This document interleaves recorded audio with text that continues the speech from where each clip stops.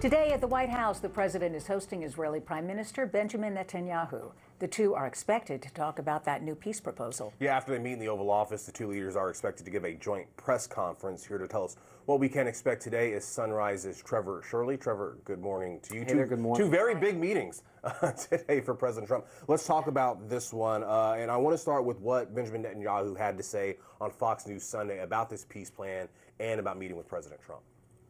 It's not been finalized yet, but we're working with President Trump's team, actually as we speak, and I hope we can make it a go because we want to free our hostages. We want to get rid of Hamas rule and have them disarmed, Gaza demilitarized, and a new future set up for Gazans and Israelis alike, and for the whole region.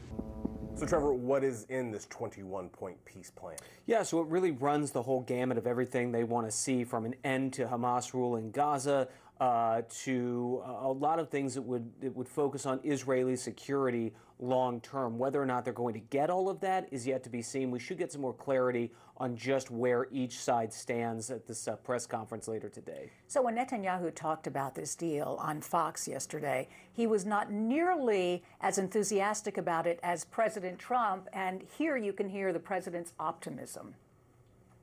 It's looking like we have a deal on Gaza, and we'll let you know. I think it's a deal that will get the hostages back. It's going to be a deal that will end the war. It's going to be a deal it's going to be peace. And in Israel, there's a lot of support for the president's plan because they want the hostages home. Yeah, that's really the sticking point. I mean, at this point, there are still a handful of hostages that are remaining in Gaza. And so that really has been the top priority for the Israeli government and the population.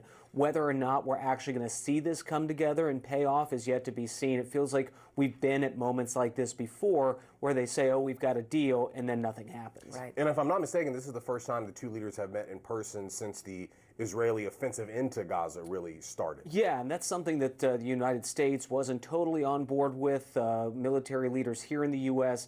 didn't know if that was the best move for Israel, so we'll have to wait and see just where that goes as well. A couple of things in this plan. One is to have the Palestinian Authority ultimately take control of Gaza, and then way down the road, if everything worked out, to have a two-state solution.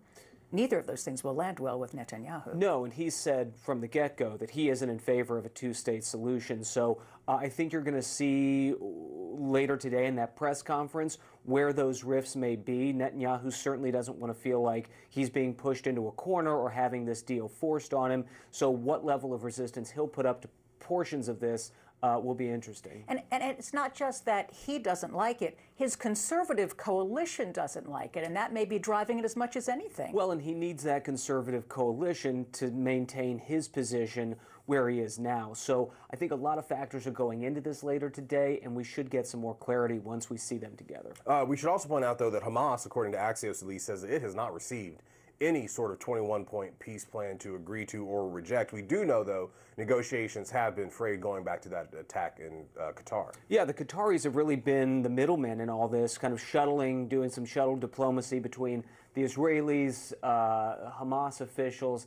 And yet, when Israel launched that strike on Qatari territory a few weeks ago, that really put all of this into question. So the Qatari factor remains out there. How cooperative that government's going to be going forward, we'll just have to wait and see. So Steve Witkoff and Jared Kushner, they had to zoom back in there and try to tie everybody back together again to get this thing going.